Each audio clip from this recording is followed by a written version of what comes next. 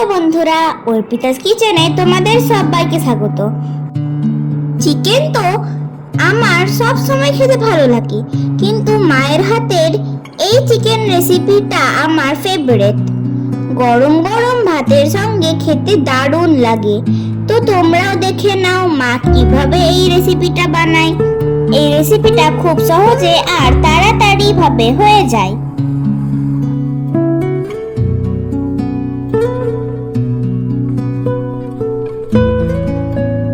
প্রথমে কড়াইয়ে সরষের তেল গরম করে বড় বড় করে কাটা আলুগুলো ভাজতে দিতে হবে।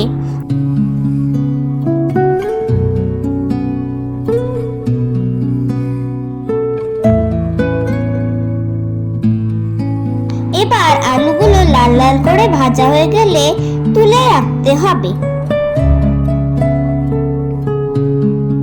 ওই তেলের মধ্যে দিয়ে দেব কিছুটা পরিমাণের চিনি।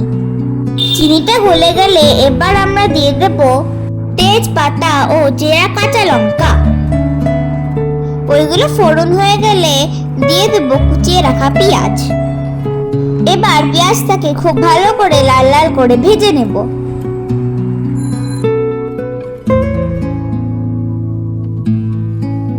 পেঁয়াজটা এবার লাল লাল করে ভেজে নেওয়ার পর বেছে ধুয়ে নেওয়া চিকেনগুলো আমরা দিয়ে দেব।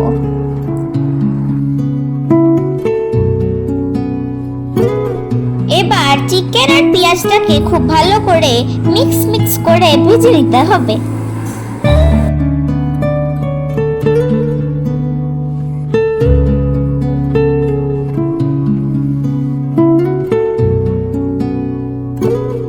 দেখো আমাদের চিকেনটা খুব ভালো করে ভাজা হয়ে গেছে। এবার দিয়ে দেব একটা মশলার পেস্ট। মশলার পেস্টের মধ্যে আছে আদা, রসুন, গোটা জিরে আর শুকনো লঙ্কা। এবার মশলাটাকে দিয়ে চিকেনটাকে খুব ভালো করে কষিয়ে নিতে হবে। গ্যাসটাকে হাই ফ্লেমে রেখে আমরা চিকেনটাকে খুব ভালো করে কষিয়ে নেব, প্রায় 10 থেকে 15 মিনিটের জন্য।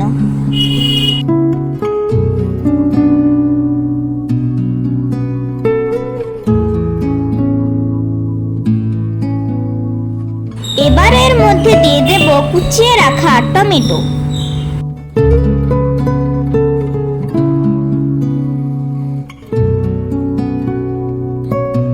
এবার টমেটোটা গলে গেলে দিয়ে দেব স্বাদ মতন লবণ আর পরিমাণ মতন হলুদ। এবার এই দুটিকে দিয়ে ভালো করে চিকেনটাকে কষিয়ে নিতে হবে। চিকেনটা যত কষানো হবে ততই কিন্তু চিকেনটার স্বাদটা বেড়ে উঠবে।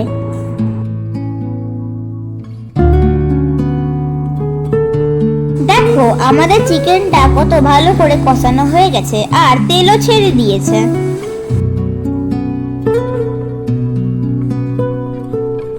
এবার ওর মধ্যে দিয়ে দেবো আগে থেকে ভেজে রাখা আলুগুলো। এবার আলুগুলোকেও চিকেনের সঙ্গে খুব ভালো করে কষিয়ে নেব, প্রায় 10 মিনিটের মতন। দেখো আমাদের চিকেন আর আলু অনেক ভালো করে কষানো হয়ে গেছে। এবার দিয়ে দেব সেখানে পরিমাণ মতন জল। এবার জল আর চিকেনটাকে মিশিয়ে আলু আর চিকেনটা সিদ্ধ করে নেব। দেখো আমাদের আলু আর চিকেন কিন্তু ভালো করে সিদ্ধ হয়ে গেছে আর রান্নাটাও কিন্তু কমপ্লিট হয়ে গেছে। দেখো তো বন্ধুরা কেমন হয়েছে।